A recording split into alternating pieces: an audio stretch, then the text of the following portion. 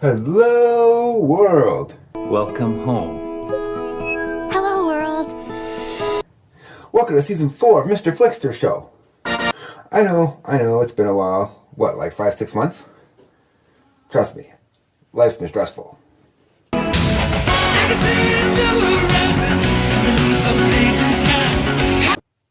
Welcome to my channel. Thank you for clicking on my video.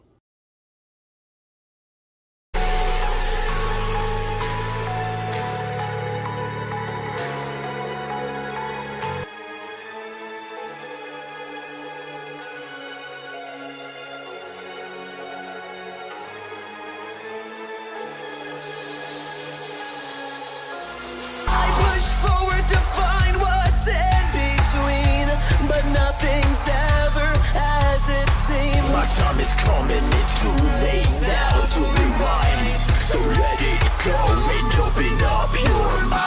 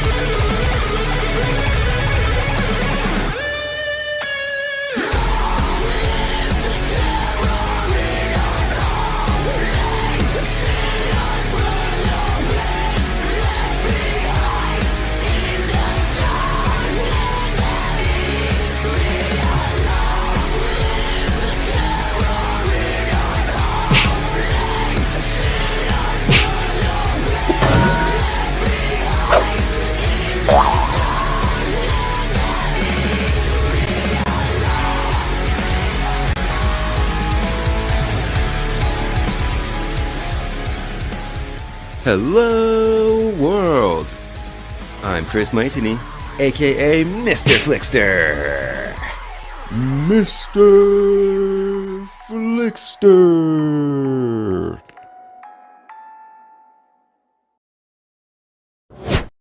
So, for the season premiere, we're going to follow tradition. I'm going to talk about my top 5 worst horror movies of 2024.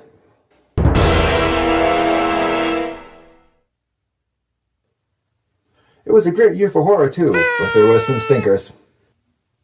This list is comprised of the most disappointing or outright worst horror movies of 2024. The ones I was really looking forward to that really let me down, or the ones that I didn't have any idea about that totally surprised me that still let me down, or just plain bad movies. Like a bird in the wind. Do you feel me? I know. Nobody sets out to make a bad movie. But bad movies happen.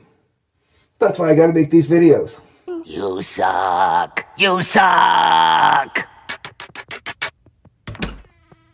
Oh, thanks, sweetie. You suck! In this video, let's get down to business. Who's on the slab for this video? And who's not gonna make it out alive? If we're gonna get deep into the nitty-gritty of things, these are gonna be spoiler reviews. You might notice too, there's a slight change in scenery.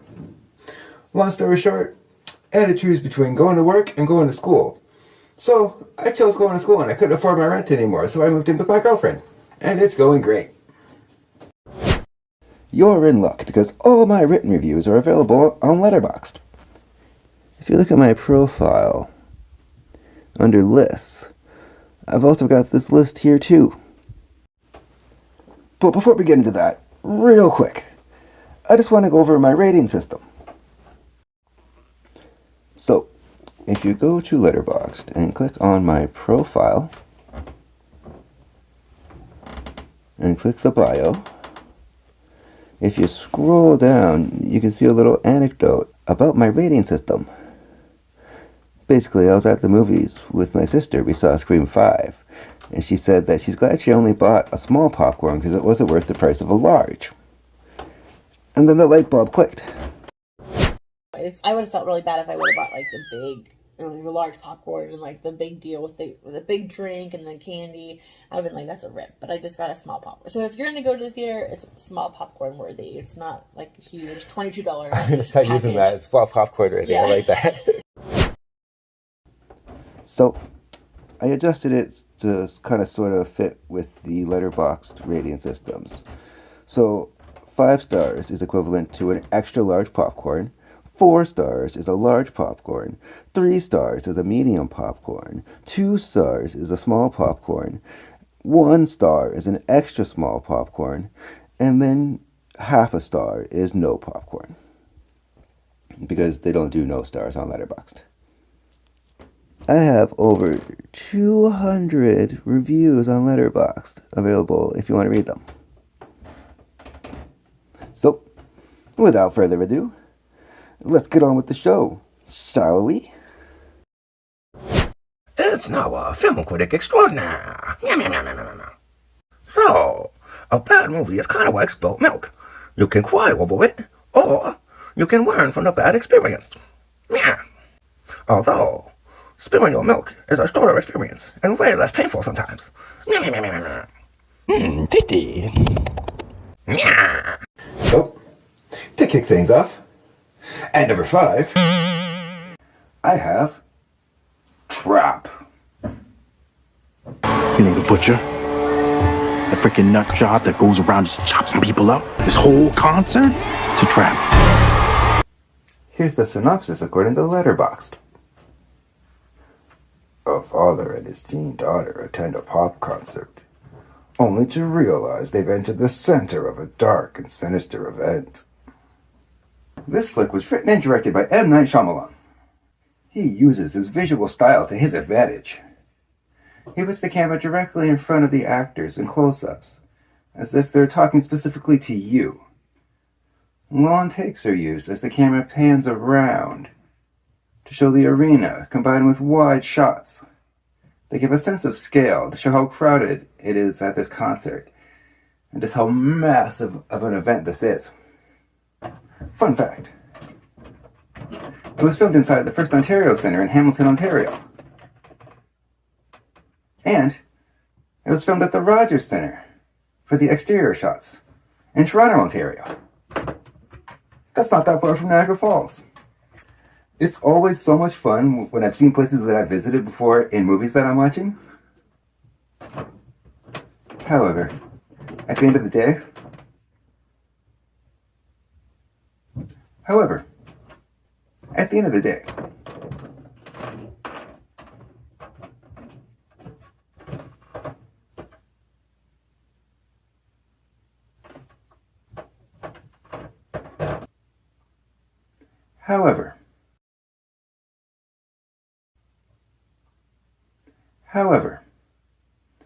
the day, it's supposed to be a cat and mouse game, but people do too many dumb things that push the plot forward. The plot has too many contrivances. It's as if Shyamalan wrote himself into a corner and then took the easy way out. The police are written as incredibly incompetent as possible. I mean, we're talking practically drooling out of a cup stupid. With a helmet on, Josh Hartnett plays Cooper. As he runs into the cops and the venue staff, they're all way too eager to divulge way too much information. And I know, clunky dialogue is so common in Shyamalan's writing. but it's becoming borderline cliche for his work by now. The pacing's uneven because it feels like two different movies. One is a psychological thriller, and the other is a concert film featuring his daughter to promote her original music. That's just poor taste. Talk about shameless plugging. Can you believe it? Subscribe for shameless plugging. And then there's this subplot that becomes inconsequential about Cooper's daughter having some kind of an argument with her friend. It's not entirely clear. The other girl's mom's interjection escalates the situation. This subplot doesn't go anywhere though, so it feels random, out of place even. The direction the story does move in goes from silly to outright outlandish, before abruptly stopping at the end. The plot is illogical. The conclusion is anticlimactic. There's no real resolution here. It's not as bad as Knock at the Cabin, Old, The Visit, The Village, Signs, and certainly not as bad as The Happening. But then again, what is? Yeah, it's in the middle when it comes to that. I mean, don't the cops in this watch cameras? How can they see Cooper doing all this stuff and not question him? The stupidest thing that happens is towards the end. After Cooper walks through all those guards in that big room, he's afraid to walk past the door when he's trying to exit with his daughter? Why? They're obviously not watching the cameras. They have no idea who this guy is. He would have been fine. So him confessing that he's the killer was just plain stupid. Oh. If you think about it too much, your head might actually explode. I don't recommend this to Shyamalan fans. You could say, I was invested for the first third of this flick, until my suspension of disbelief just got butchered. So, my official grade for Trap is medium popcorn.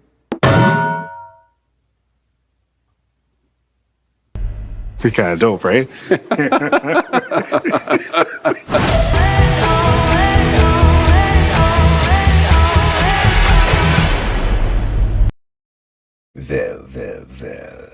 This is Sula.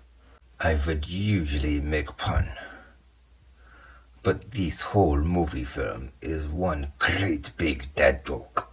Ha ha ha. Yeah. I too have dark side.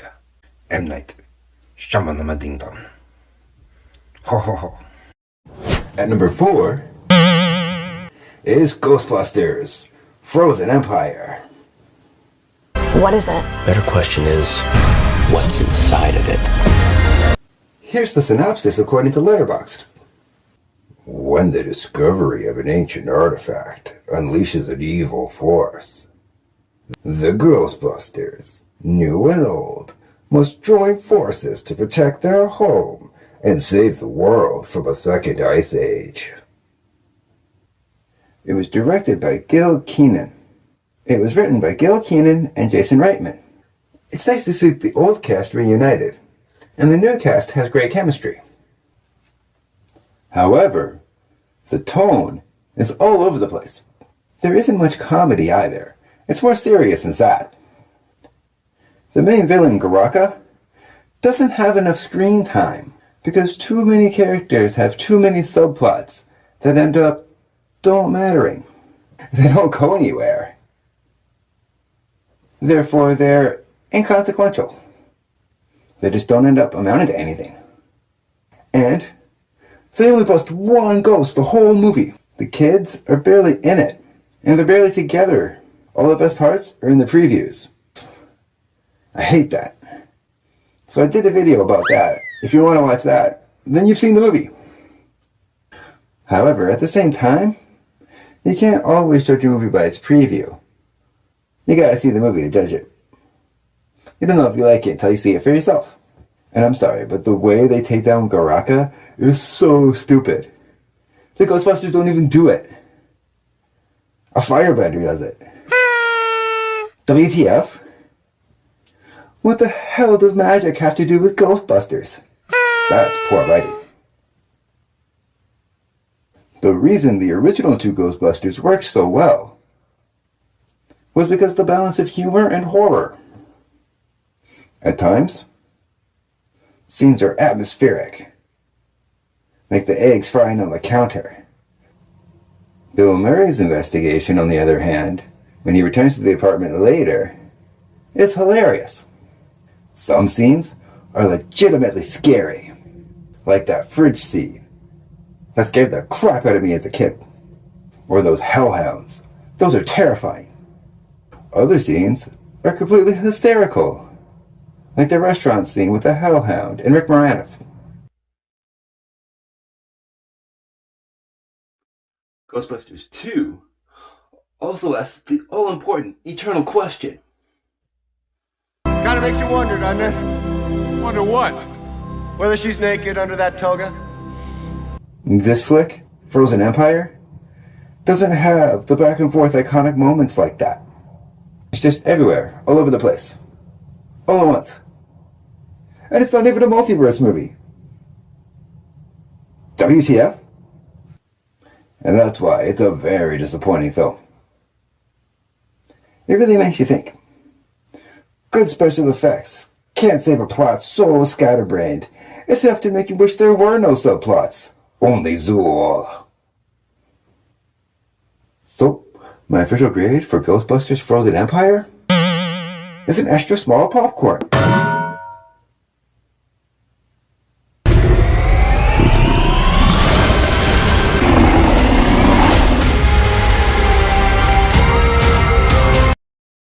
I'm starting to think that I'm a ghost too.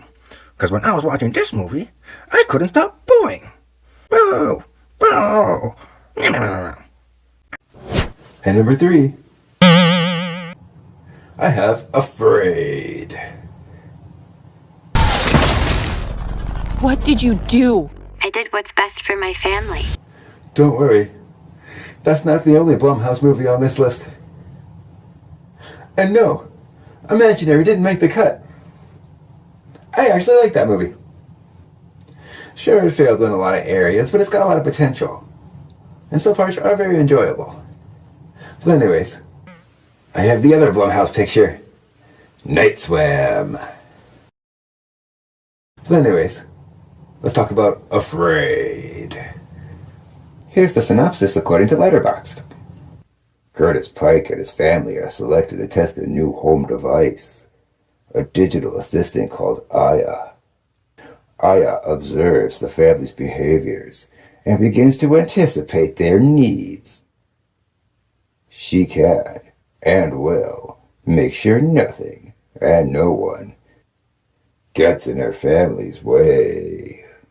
Written and directed by Chris Weitz, he presents an engaging narrative exploring pertinent themes related to security and control in our increasingly advanced digital world. However, this flick circuitry fails because it's a cautionary tale about the dangers of AI, presenting contradictory messages about its inherent nature. While it attempts to address parental protection and children's independence, these themes are overshadowed by the plot, leading to an underwhelming conclusion. It's a real head-scratcher. Why would they even agree to go with the AI and accept Aya into their life? It makes no sense. Such a cynical tone just left a bad taste in my mouth. What are you trying to say? I never thought I'd say this, but at least Megan had a clear message. Oh my God. Megan did it better.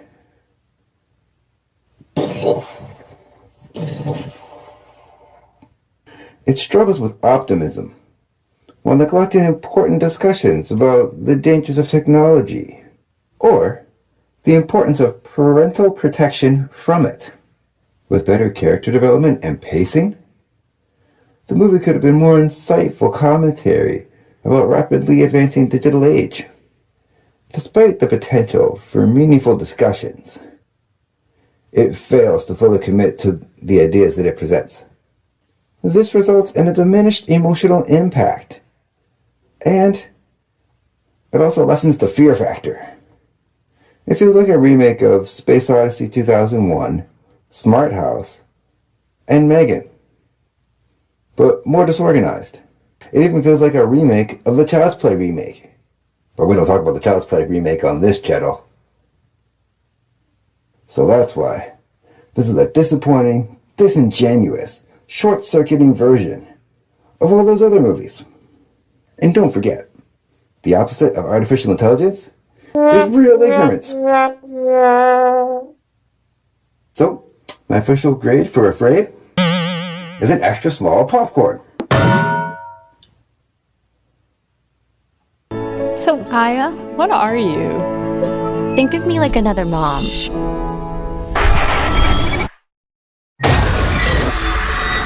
This movie's tied with the other Blumhouse picture. Night Swim. Y'all ready?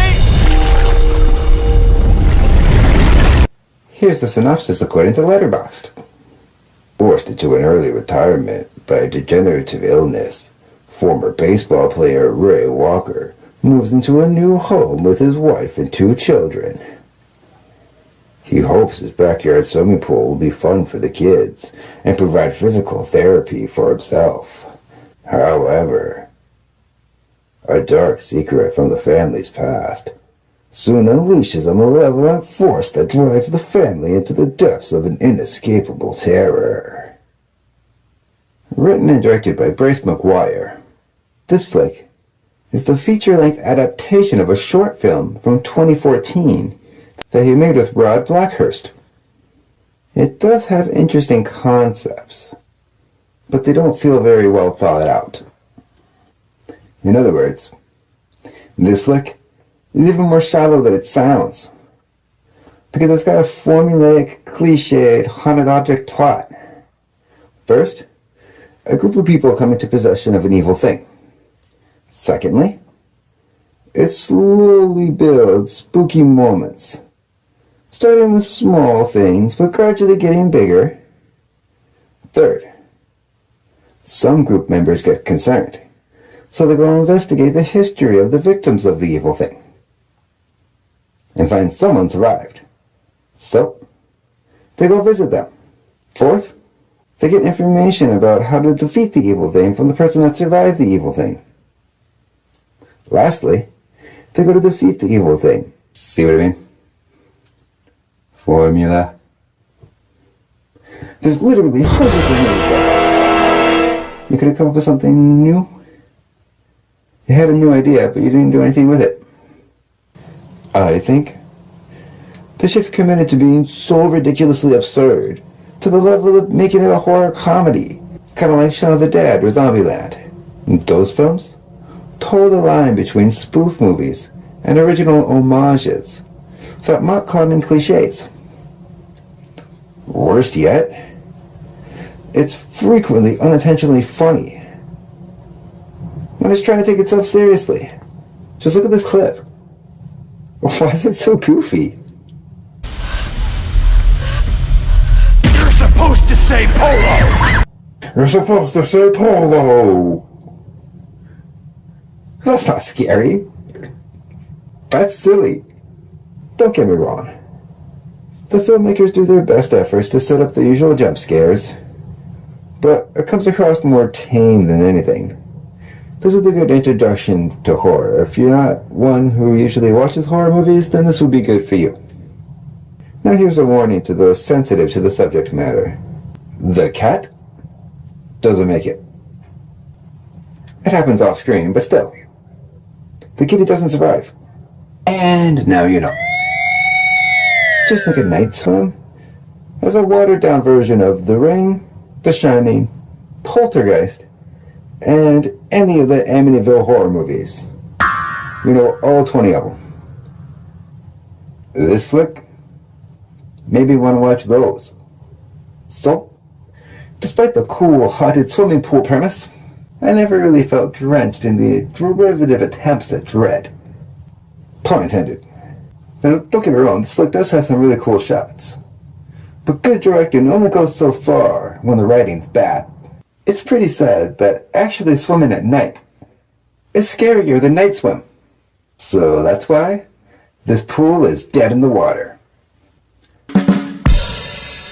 So, my first grade for night swim is an extra small popcorn.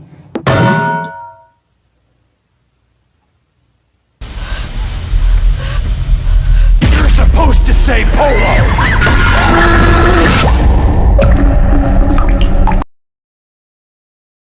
So, these movies were made by Blumhouse, but it's more like Bumhouse. Am I right? At number 2, I have Maxine. Name 5 celebrities who got their start in horror movies. Jamie Lee Curtis, John Travolta, Demi Moore, Brooke Shields, and Maxine fucking Minx. Here's the synopsis according to Letterboxd. In 1980s Hollywood, adult film star and aspiring actress Maxine Minx finally gets her big break. But as a mysterious killer stalks the starlets of Hollywood, a trail of blood threatens to reveal her sinister past. Written and directed by Ty West, this is the final chapter in the X trilogy started with X and Pearl. I love those two movies, especially X. That really did a lot as far as revitalizing slashers and reinventing the slasher goes. This was my most anticipated horror movie of 2024. And yeah, I'll give you that. This flick does have a distinct style. I mean, X took place in 1979, and it felt like the 70s. Pearl took place in 1918, and that was a great period piece with fantastic set designs and costumes. And this flick takes place in 1985. Good year, I might add. The sets and the costumes, plus the soundtrack, it was a fabulous display of the decade. It doesn't feel like it's trying too hard either, because it has subtle details that make up the bigger picture. And it's certainly not shy about showing the seedy underbelly of Hollywood. It's all about drugs, sex, and movies. Subscribe for drugs, sex, and movies.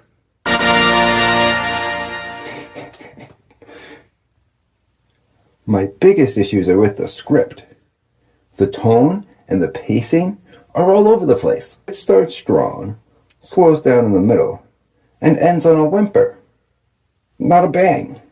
It's a murder mystery without the mystery. Or murder. So, compared to the first two, this flick doesn't have that X factor. You're a fucking movie star. Granted, sometimes multiple viewings are required to appreciate subtext or subtle details not noticed the first time you watch something. But I don't even want to watch this a second time. I dread watching this again. It was a slog to get through the first time. It's just so boring. And it's so tedious. Not as bad as Insidious 5, The Red Door. But what is? Ty West's hyper-stylized vision has its peaks and valleys. Mostly valleys. I love movies about movies. More specifically, the filmmaking process. I love how the cinematography brings the 80s vibrantly to life. It works as a crime noir thriller, but not so much as a horror movie. The impressive gore effects may be squeamish, so that's always a perk. But it's not nearly as gory as the first two films are. It's directed and edited to be distinctive from its predecessors, but it's too different in terms of narrative structure, level of gore, tone, atmosphere, and character development.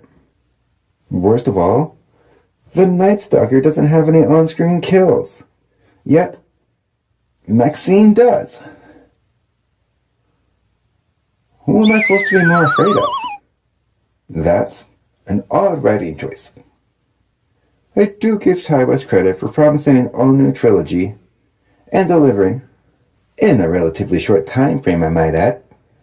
That is a highly commendable accomplishment. I give credit where credit's due. To be fair, the third chapter in a trilogy usually isn't the strongest in the franchise. Just look at Child's Play 3, Scream 3, and Halloween Ends. I'd only recommend this to fans of the X trilogy, the completionists. I think this is a more divisive film than the others. You're either going to love it, or you're either going to hate it. And I hated it. It reminds me of an inferior version of Once Upon a Time in Hollywood meets The Perfection and Red State. So, my official grade for Maxine is an extra small popcorn.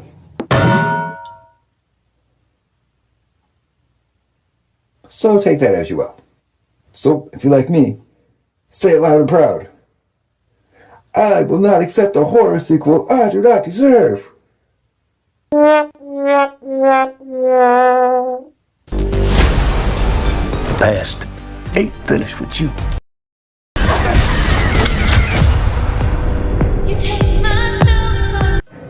Well, what was number one?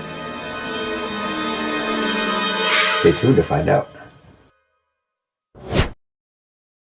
Well. You know you made it in Hollywood when you can afford therapy for what you faced attempting to make it in Hollywood. Ho ho ho. And now, my number one worst movie of 2024, or if that was the most disappointing, the most egregiously bad, my number one pick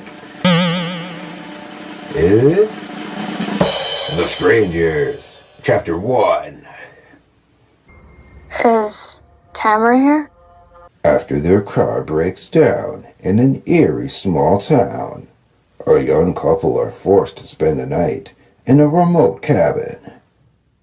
Panic ensues as they're terrorized by 3 masked strangers who strike with no mercy and seemingly no motives. It was written by Alan R. Cohen and Alan Friedland. It was directed by Rennie Harlan. Yes, the Rennie Harlan. That's partly why this is so disappointing. I was actually looking forward to this, but what I wasn't expecting was a beat-for-beat, shot-for-shot remake of the original Strangers movie. But dumbed down and watered down and not scary. It's so dumb. Oh my god, it's so dumb. Okay, we'll get to it. Anyways. Okay, here we go. Deep breaths. We can do this. Subscribe for deep breaths. The plot is paper thin. Thinner than paper. Pacing is also a problem. It starts with a slow burn, and then suddenly it's at a breakneck speed. First, there's the incredible dumb, contrived initial setup of how they get to the cabin in the woods. It feels like forever until they get there, too. Then, the cliched characters make idiotic choices, such as trying to hide somewhere, but they make noise. Or not using a fully operational vehicle with keys in the ignition to escape. Oh, so many questions. So little time. Worst of all, there's still 2 more movies to come because this is supposed to be a planned trilogy. So, I'm dreading what's coming next. I'll watch it. I'll give it a shot. But I am not looking forward to it now. Instead of introducing new ideas, they recycle old ones that we've already seen before. Twice. It's annoying when they do this. It begins with an irritatingly convoluted premise. The middle is boring. And the conclusion is lackluster at best. The line in the previews about their motivation isn't even as impactful either. I rolled my eyes the first time I heard this. Why are you doing this to us? Because you're here. And what's with the end credit scene? WTF? The sloppy, lazy writing is the biggest problem. Being directed by someone who's helmed such numerous horror classics makes this even more of a disappointment. What the Freddy happened? So, I wouldn't even recommend this movie. Don't even watch it. And I never say that. I don't have to tell you not to watch it, because you've probably already been told not to watch it. These strangers are in danger of no one watching. So, my official grade for The Strangers, Chapter 1, no popcorn.